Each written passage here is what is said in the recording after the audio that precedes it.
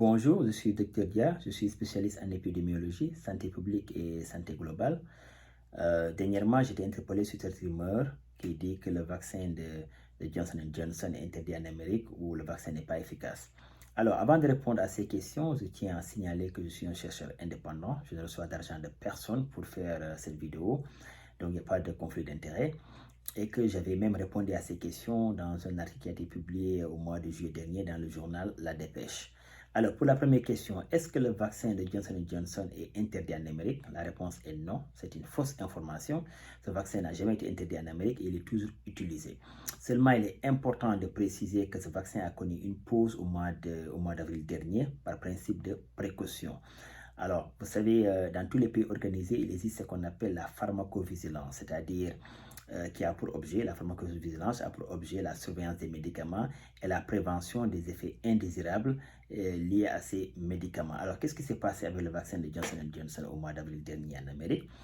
Quand on a commencé à administrer ce vaccin à la population générale, on a remarqué des cas rares de thrombose, c'est-à-dire de coagulation de sang. Du coup, la FDA, qui est l'agence américaine de l'aliment et des médicaments, mais aussi le CDC, qui est le centre de contrôle des maladies, ont recommandé une pause, le temps de faire une investigation. Donc, vous voyez la rigueur scientifique et la transparence dans la gestion. Et après, les investigations ont révélé deux choses, principalement. La première est que toutes les personnes qui ont eu ces cas rares de thrombose étaient des femmes de moins de 50 ans.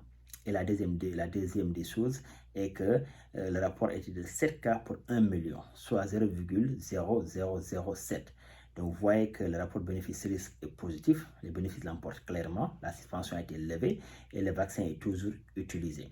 Alors, je tiens à préciser qu'en Amérique, quand une femme de moins de 50 ans veut prendre ce vaccin, on lui précise qu'il y a ce risque vraiment bas de thrombose. Donc la personne est libre de prendre ce vaccin ou d'aller prendre les autres vaccins autorisés qui sont les vaccins de Pfizer ou bien de Moderna. Alors, il est important que vous sachiez que le taux annuel de thrombose est de 0,1 à 0,2%. Donc quand vous comparez 0,1 à 0,2% à 0,1 et 0,2% à 0,0007. Donc, vous voyez qu'il est de loin beaucoup plus probable de faire une thrombose naturelle qu'une thrombose liée au vaccin de Johnson Johnson. Je pense que c'est très important de savoir cela. Alors, au Sénégal et en Afrique, je vais faire cette recommandation. Si vous êtes une jeune femme de moins de 50 ans, si vous ne voulez pas prendre ce risque très minime de faire une thrombose, donc moi je vous conseille de prendre le vaccin de Sinopharm ou les autres vaccins, mais pas celui d'AstraZeneca, parce que celui-là aussi est associé à des cas rares de thrombose qui s'élèvent à 0,0006%, donc toujours très bas. Ou bien si vous prenez le vaccin de Johnson Johnson, demandez conseil à votre pharmacien ou médecin. Quels sont les signes d'une thrombose? Comme ça, c'est quelque chose qui est facilement pris en charge quand c'est détecté à temps. Alors, je vais rajouter deux autres choses par rapport au vaccin de Johnson Johnson.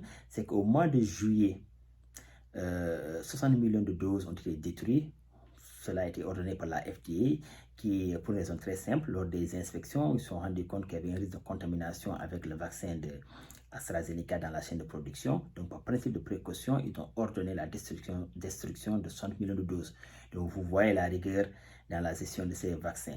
Et la deuxième des choses que je veux rajouter est qu'au mois de juillet dernier, il y a un article paru dans le journal Le Monde où on parle d'un risque accru de développer une maladie neurologique rare avec le vaccin de Johnson Johnson.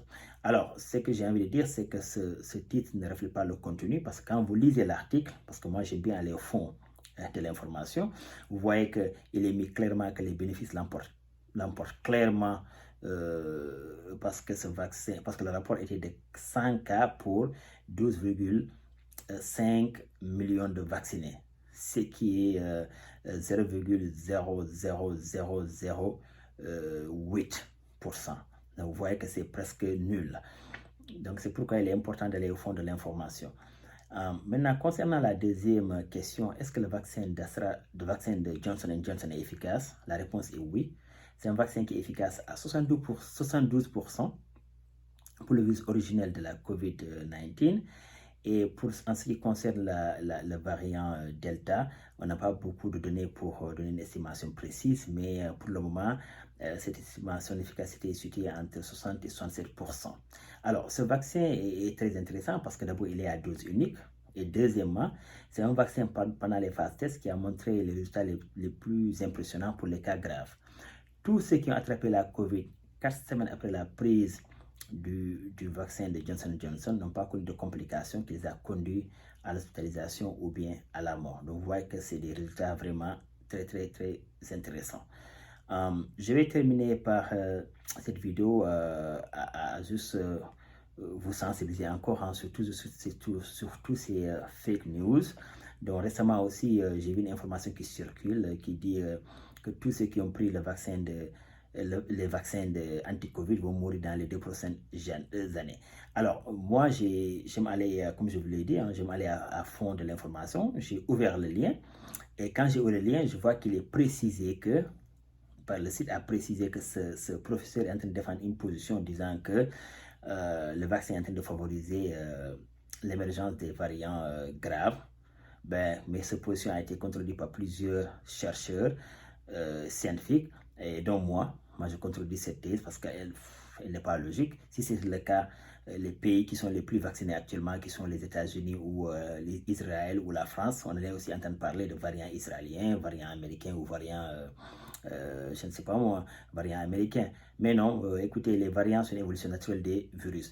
Et très important, toujours quand j'ai ouvert ce lien, j'ai vu qu'ils ont mis en anglais encore secondairement. Vous pouvez copier et coller hein, sur Google Translate et traduire si vous ne parlez pas anglais, que ce professeur n'a jamais dit que tous ceux qui ont pris le vaccin vont mourir dans les 2 prochaines années. Cela a été rajouté par les fake news. Alors c'est tellement bien fait parce qu'ils savent que la majeure partie des gens qui vont voir cette information ne vont pas lire et vont y croire.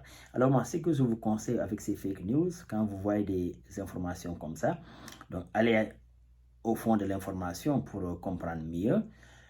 Si cette information vous fait peur ou bien cette information ne vous rassure pas, consultez un spécialiste qui va vous donner des explications par rapport à ça avant de partager ces genres d'informations, parce que quand vous le faites, vous diffusez la peur, vous diffusez de la fausse information et je pense que c'est très grave. Alors, écoutez, j'espère que j'ai répondu à vos questions et que cette vidéo vous sera utile. Si vous avez des questions, vous pouvez les mettre en commentaire. Je vous remercie.